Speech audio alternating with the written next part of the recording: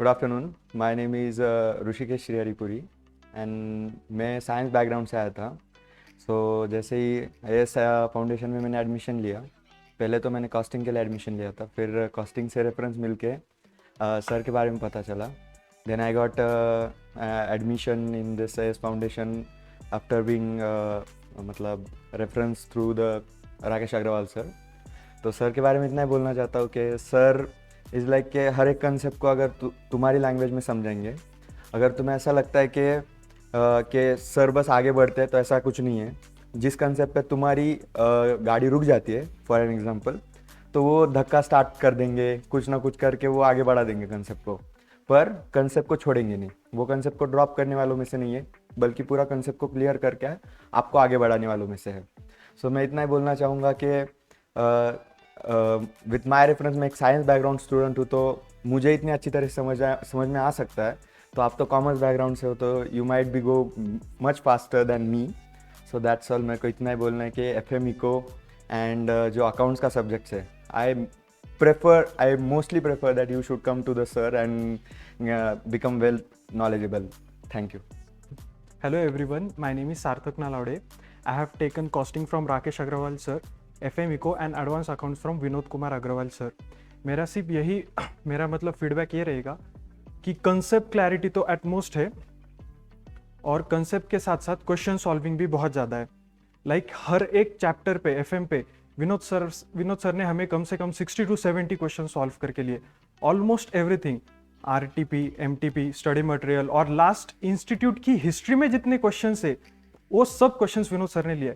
तो एक जो डर रहता है वो डर चला जाता है कि मैं एग्जाम क्वेश्चंस को फेस कर सकूंगा या नहीं. और दूसरा मतलब लॉजिक्स में कहीं भी कमी नहीं है, ज़्यादा टाइम पास नहीं होता है क्लास में लेकिन पढ़ाई एकदम बेस्ट हो जाती है. बस इतने कहना है. और ये मतलब एएस फाउंडेशन का आपको कहीं पे मार्केटिंग नहीं दिखेगी. अब जो भी स्टूडेंट आएगा इस फाउंडेशन में वो स्टूडेंट रिव्यू, स्टूडेंट फीडबैक से ही आता है. और हर एक जन ने टीचर या फिर फैकल्टी या फिर इंस्टीट्यूट सिलेक्ट करते हो स्टूडेंट के फीडबैक से ही सिलेक्ट करनी चाहिए. मार्केटिंग पे ज़्यादा नहीं जाना चाहिए. और ये मेरा एक जेन्युइन स्टूडेंट फीडबैक है. आप आओ यहाँ पे देखो, आपको बहुत अच्छा पॉजिटिव बेनिफिट ही मिलेगा. Thank you. हेलो, मेरा नाम पायल माली है. तो सबसे पहले मैं आपको ये बताऊंगी कि अकाउंट्स मुझे पहले मतलब फाउंडेशन में मेरा इतना मतलब ऐसा नहीं था कि मतलब लॉजिक से पढ़ा क्या, मतलब पढ़ा तो पढ़ा इस टाइप से था.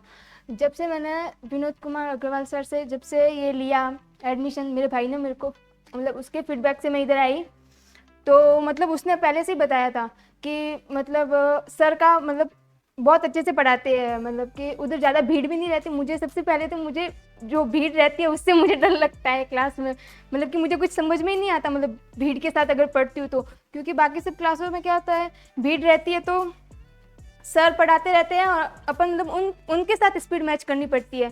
कम बच्चों में कैसे होता है मतलब कि अपन सर के साथ स्पीड मैच करके और चल सकते हैं, और सर मतलब कैसे अगर किधर भी रुके करे तो बताते हैं. और मुझे सबसे अच्छी बात तो ये लगी कि सर हर एक कंसेप्ट का मतलब कि अगर कुछ समझ में नहीं आया तो नीचे नोट लिखवा के देते हैं.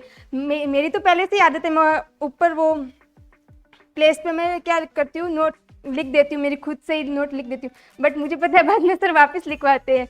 वो आदत मुझे सर की बहुत अच्छी लगी. मतलब अगर हम मतलब बाद में पढ़े इन फ्यूचर और हमको पता नहीं चले तो उस नोट से समझ में आ जाता है कि मतलब कैसे मतलब सर ने क्या कराया था उस टाइम, और कैलकुलेशन वगैरह सब लिखवा के देते हैं सर.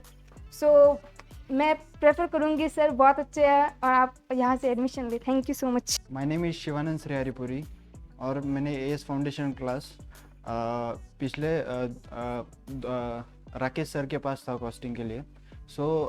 राकेश सर ने कॉन्सेप्चुअल क्लैरिटी और उन्होंने रेफरेंस दिया Vinod sir Agarwal is best for accounts and FM को. और विनोद सर को फाइनेंशियल एक्सपर्ट और गुरु भी मानते हैं इस प्रेस्टीज पॉइंट में. ही इज़ वो फैकल्टी का मेंटर हम बोल सकते हैं. और फिर जेन्युइन फीडबैक मतलब मैं ऐसा कुछ प्लान करके नहीं बोल रहा हूँ, सारा कॉन्सेप्चुअल क्लैरिटी है. और जब मैं पिछले क्लास में था अकाउंट्स क्लैरिटी कोई लॉजिक नहीं बताता है. just they are running behind that syllabus should be completed. A conceptual clarity plus 40 और 45 sums एक टॉपिक पर हमारे हो गए. सो हमें वो फियर नहीं रहा जो मुझे फाउंडेशन में जो फियर था. मैं एग्ज़ाम से जाने से पहले मुझे लगता था यार मेरा कुछ लैक मैं किस में तो भी कम हूँ. आज ऐसा लगता है कि मैं मतलब लॉजिक सारे क्लियर है. कोई भी टफ से टफ क्वेश्चन आए सो मैं लॉजिक से मैं क्लियर कर सकता हूँ आज. So this is because of Vinod sir. And और मुझे ये कहना है कि द्रोणाचार्य से सब सीख रहे हैं पर हम परशुराम से सीख रहे हैं. So thank you. Hello friends, my name is Vaishnavi Salunke और मैंने प्रैक्टिकल सब्जेक्ट सारे यहाँ पर ही मतलब है, मेरे सभी सब्जेक्ट यहाँ पर ही है. तो मैं सिर्फ इतना ही कहना चाहूँगी कि 100% सिलेबस कवरेज, सारे questions, exam questions, MTP, RTP और 1-to-1 कनेक्शन रहता है सर का, विनोद सर का.